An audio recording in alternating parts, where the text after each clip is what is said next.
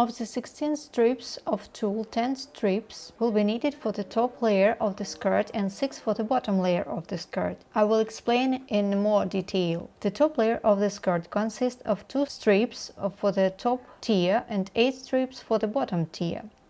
The bottom layer of the skirt also consists of 2 tiers, but for the top tier there is 1 strip of tulle, and for the bottom tier there are 5 strips of tulle.